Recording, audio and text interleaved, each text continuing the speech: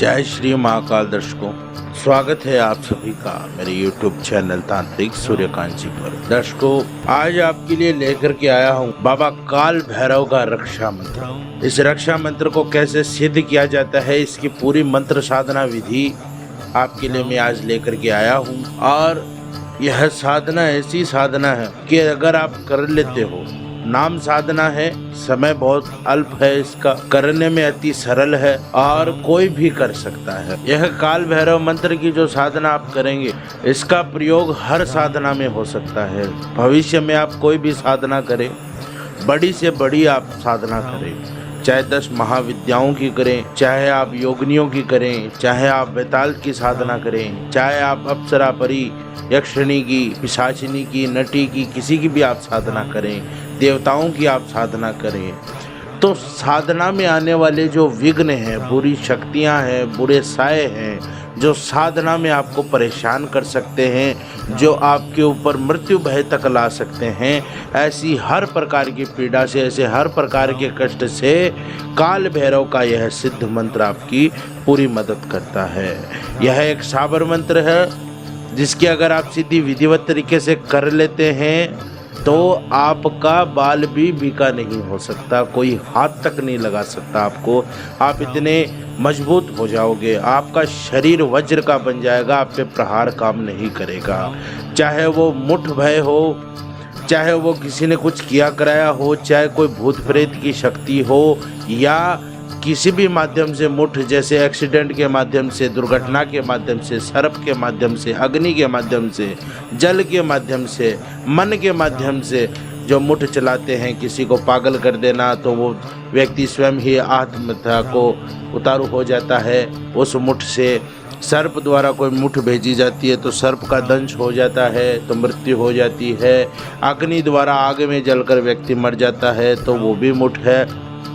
इन सभी मुठ से आपकी सुरक्षा होगी। साथ ही आप भविष्य में कोई भी सिद्धि साधना करते हैं तो हर सिद्धि साधना में आप इस शाबर मंत्र का घेरा लगा सकते हैं। आपकी महाकाल भैरव स्वयं वहां मौजूद रह के उपस्थित होकर रक्षा करेंगे। यहाँ तक कि यह साधना करने के बाद भविष्य में आपको पूर्वाभास हो जाएगा हर परेशानी का। यदि आप पे कोई विपदा, कोई संकट, कोई कष्ट आने वाला है या आपके साथ कुछ अनर्थ होने वाला है, तो बाबा काल भैरव स्वयं वहां पर उपस्थित होकर आपको कोई न कोई ऐसा आभास करवा देंगे कि आप इस मंत्र का जाप तुरंत अभी करो, आपको आवश्यकता पड़ने वाली है, आपके साथ ये बुरा घटित हो सकता है, तो आप पूर्व ही इस मंत्र को पढ़ो और इसको तुरंत आप इस मंत्र का प्रयोग करो ताकि मैं वहाँ उपस्थित होकर आपकी रक्षा कर सकूं। तो ज़्यादा समय नष्ट न करते हुए वीडियो की शुरुआत करते हैं। और शुरुआत से पहले बता देता हूं कि मेरे दूसरे चैनल 52 भैरव ज्योतिष पर नवरात्र के इस पर्व पर 10 महाविद्याओं की साधना की फुल डिटेल्ड वीडियो है, जिनमें आपको पूरे विस्तार पूर्वक 10 महाविद्याओं की मंत्र साधना, वैदिक साधना, हर प्रकार की साधना आपको मिलेगी। आपको वहां जाकर के वो वीडियो देखने होंगे। और अगर आप 10 महाविद्याओं की साधना करना चाहते हैं तो यही रक्षा शाबर मंत्र आपकी मदद करेगा। आप इसका घेरा बना लेना, इसकी सुरक्षा कर लेना, आपकी रक्षा स्वयं हो जाएगी। साधना में कोई भी विघ्न, कोई व्याधि नहीं आएगी।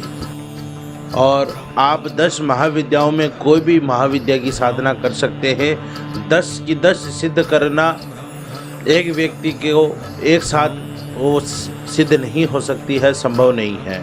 तो एक समय काल में एक ही देवी सिद्ध होगी। आपका जो मन करे आप उस देवी की साधना सिद्ध करें और स्वयं की रक्षा करें, आने वाले अपने भविष्य की रक्षा करें। वीडियो की शुरुआत करते हैं काल भैरव रक्षा मंत्र के बारे में। सर्वप्रथम आपको आवश्यक निर्देश देता हूं। काल भैरव की साधना आप जब करेंगे तो सर्वप्रथम तो ये जान लें कि यह साधना का जो काल रहेगा वो 9 दिवस का रहेगा। 9 दिनों की साधना होगी। साधना का समय रहेगा रात्रि 11 बजे के बाद। रात्रि को 11 बजे बाद आपने साधना करनी है। साधना का जो दिन रहेगा वो रहेगा ग्रहण काल कर सकते हैं आप, चाहे सूर्य हो या चंद्र ग्रहण हो। कालाष्टमी के दिन कर सकते हैं, कृष्ण पक्ष के रविवार को कर सकते हैं। और इसमें कोई भी विघ्न नहीं है, चाहे आप श्राद्ध मास में करो, चाहे आप मल मास में करो, कैसे भी महीने हो, चाहे होलाष्टक में करो, चाहे गहते ग्रहण में करो, कोई फर्क नहीं पड़ता है। जो समय आपने बताया, आपको बताया है, इसी समय में आपने यह साधना करनी है। आप कर सकते हैं। जैसे अभी श्राद्ध पक्ष चल रहा है तो भी आप ये साधना कर सकते हैं। साधना में आपको जो माला लेनी है वो आपकी रहेगी रुद्राक्ष की माला। सिद्ध माला होनी चाहिए शाबर मंत्रों द्वारा, और यह सिद्ध माला यदि आपको किसी पुजारी के द्वारा या किसी तांत्रिक के द्वारा मिलती है तो आप वहाँ से लें, और अगर नहीं मिलती है तो आप मुझसे संपर्क कर सकते हैं। यंत्र आपको चाहिए काल भैरव यंत्र, जो कहीं भी दुकानों से मिल सकता है। न मिले तो आप मुझसे संपर्क कर सकते हैं। आपको यंत्र माला दोनों चीज़ें व्यवस्थित करके दी जाएगी। इस कार्य के लिए जो आपकी दिशा रहेगी वो रहेगी दक्षिण दिशा। अब बताता हूँ आपको इस कार्य में जो सामग्री आपको आवश्यक पड़ेगी वो इस प्रकार है। आपको इसमें चाहिए चौकी।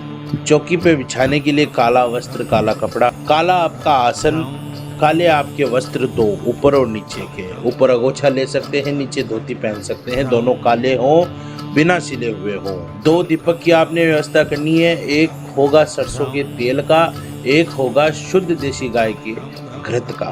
पंचोपचार पूजन की आपके पास व्यवस्था होनी चाहिए। चमेली के पुष्प हों, और चमेली के पुष्पों की आप माला भी आप व्यवस्थित करें। क्रिया के अंतिम दिन, साधना के अंतिम दिन आपको हवन भी करना है, तो कुछ हवन सामग्री जैसे कि आम की लकड़ी हो, कपूर हो, हवन सामग्री 16 प्रकार की हवन सामग्री का पैकेट मिलता है बाजार में, वो आप ले आए। देसी घी हो, नारियल का गोला हो, जो गोला होता है वो एक आपको इसमें चाहिएगा। मोली का धागा जो आपको इस गोले में अंतिम आहुति में काम आएगा। अब आपको बताता हूँ इस प्रयोग की विधि। यह साधना आपने कैसे करनी है। तो साधना को करने के लिए बताए दिन अनुसार, यानी कि ग्रहण काल में या कृष्ण रविवार को कालाष्टमी के दिन जब आप यह साधना करें तो रात्रि को 11 बजे से पूर्व ही आप स्नान आदि से निवृत्त हो जाएं, साफ शुद्ध हो जाएं, काले वस्त्र धारण कर ले, काला आसन लगाकर दक्षिणाभिमुख होकर बैठ जाएं, सारी सामग्री अपने पास रख लेवें। तत्पश्चात चौकी की स्थापना करें। सर्वप्रथम आप भूमि को और स्वयं को सिद्ध करें, शुद्ध करें गंगा जल के साथ और शुद्धिकरण मंत्र पढ़ते हुए। पढ़ने के बाद आपने चौकी स्थापित करनी है। चौकी के ऊपर आपने काला वस्त्र बिछा देना है। काला वस्त्र बिछाने के बाद आप मध्य में भगवान भैरव का, काल भैरव का यंत्र स्थापित करें, और आप इसमें भैरव चित्र भी ले सकते हैं यंत्र के साथ। यंत्र होना आवश्यक है, यंत्र के साथ आप भैरव चित्र भी ले सकते हैं। कोई फोटो, कोई मूर्ति आपके घर है तो वो भी आप प्रयोग कर सकते हैं। उसे मध्य में व्यवस्थित करें। बाएं तरफ आप गणेश की प्रतिमा स्थापित करें, गणेश का चित्र रखें, और अपने दाएं तरफ आप अपने गुरु का चित्र या गुरु द्वारा प्रदत्त गुरु मंत्र या गुरु यंत्र भोजपत्र पर लिख करके वहाँ पर आप स्थापित करें। यदि गुरु नहीं है, गुरु का अभाव है, गुरु आपने नहीं बनाया हुआ, तो आप भगवान शिव को गुरु स्वरूप मानते हुए भगवान शिव की चित्र, भगवान शिव की कोई फोटो वहाँ पर स्थापित करें। सर्वप्रथम आपने गणेश का पंचोपचार पूजन करना है, जिसके अंदर होता है कि आप धूप दीप नैवेद्य चढ़ाएं, पुष्प अर्पित करें और गणेश की एक माला का जाप करें। गणेश की एक माला आपने कैसे जपनी है? वक्रतुंडाय हुम, यह मंत्र मैं लगभग अपनी हर साधना में बताता हूँ, फिर बता देता हूँ। वक्रतुंडाय हुम यह गणेश का बीज मंत्र है जो साधना में परम आवश्यक होता है। गणेश की मौजूदगी आपकी हर साधना में आवश्यक है, चाहे वो साधना आप कैसी भी कर रहे हो। यदि आप शमशान में साधना करते हो उसकी एक अलग बात होती है। शमशान जगाना, मुर्दे से बातचीत के दौरान या शव साधन आप करते हो, शमशान काली का साधन करते हो, शमशान भैरव का करते हो, वहाँ पर गणेश का प्रयोग नहीं होता है। अन्यत्र हर जगह पे आपको गणेश का पूजन करना चाहिए। जब भी आप घर बैठ के साधना करो तो गणेश का पूजन करने के पश्चात आपने गणेश की माला करनी है। तत्पश्चात गुरु का पूजन करें, शिव का पूजन करें और शिव की एक माला का आप जाप करें। अगर गुरु हैं तो गुरु मंत्र की एक माला का जाप करें। जाप करने के पश्चात आप गुरु को जागृत करें और उनसे आज्ञा लें। गुरु को जागृत करने के लिए आपको सर्वसिद्ध साबर मंत्र का प्रयोग करना है, जो गुरु का मंत्र है। यह मंत्र इस प्रकार है: गुरु शठ गुरु हठ गुरु है वीर, गुरु साहब सुमिरो, बड़ी बात सिंगी टोरो वन नाऊ करतार, सकल गुरुन का हर भजे, घटा पकर उठ जाग, चेत संभार श्री परमहंस। इस मंत्र का आपने गुरु मंत्र का आपने 11 बार जाप करना है। गुरु को जागृत करना है। जागृत करने के बाद ही आपके गुरु से आप आज्ञा लें और उनसे प्रार्थना करें कि वह आपकी सिद्धि में सहायता करें। गणेश से प्रार्थना करें कि निर्विघ्नता पूर्वक आपकी सिद्धि हो। उसके बाद आपने भगवान भैरव का पंचोपचार पूजन करना है। पंचोपचार पूजन में आपने उनको भोग लगाना है, उनका पंचामृत स्नान करवाना है यंत्र को, और भगवान भैरव को आपने धूप और दीप दिखाने हैं। और जो दीपक आप जलाएं, जो तेल का दीपक हो वो अपने दाहिने तरफ, और जो घी का दीपक हो वो आप अपने बाएं तरफ स्थापित करें। और भगवान भैरव के ऊपर जो यंत्र है, उस यंत्र के ऊपर जो आपने पुष्पों की माला ली है चंपा की, वो पुष्पों की माला कुंडली बना करके यंत्र पर स्थापित करें।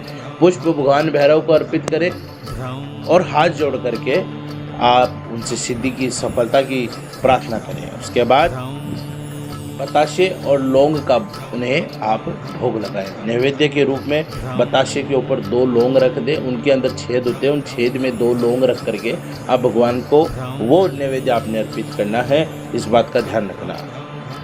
पंचोपचार विधिवत तरीके से करने के बाद आपने मूल मंत्र की, जो मैं अभी मंत्र आपको दे रहा हूँ, इसकी 108 की एक माला आपने प्रतिदिन करनी है।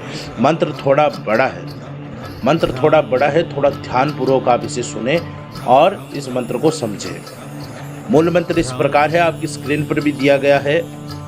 ओम नमो खरपरी सर्ववश कर की चौकी, वज्र भैरव की चौकी, 52 क्षेत्रपाल की चौकी, काल जय कालिका देवी की चौकी, हिये हनुमंत वीर की चौकी, 7 सहेलियों की चौकी, चौकी चिड़ी 52 वीर की, चौकी नक्शक देव की, मार मार करंता आए इन घट का रखवाला भेरू, हमारे शरीर की रक्षा न करे तो माता कालका का दूध पिया हराम करे, हमारा रखवाला न बने तो कालका की सेज पर पांव धरे, शब्द सांचा पिंड कांचा, चले मंत्र काल भैरव की वाचा। मंत्र एक बार फिर से सुने, और इसकी आप जब निरंतर जाप करेंगे तो आपकी स्पीड बढ़ेगी, आपकी आवृत्ति मजबूत होगी। मंत्र इस प्रकार है। ओम नमो खरपरी सर्ववश कर की चौकी, वज्र भैरव की चौकी, 52 क्षेत्रपाल की चौकी, कालजय कालका देवी की चौकी, चौकी हे हनुमंत वीर की चौकी, 7 सहेलियों की चौकी, चौकी चिड़ी 52 वीर की, चौकी नक्शक देव की, मार मार करंता आए इन घट का रखवाला भेरू, हमारे शरीर की रक्षा न करे तो माता कालका का दूध पिया हराम करे, हमारा रखवाला न बने तो माता कालका की सेज पर पांव धरे, शब्द साचा पिंड कांचा, चले मंत्र काल भैरव की वाचा। इस प्रकार आपने इस मंत्र का 108 की एक माला करनी है। जैसे ही 108 की एक माला हो जाती है, आप अपने दैनिक नित्यक्रम पे लग सकते हैं, सो सकते हैं या कुछ भी कर सकते हैं।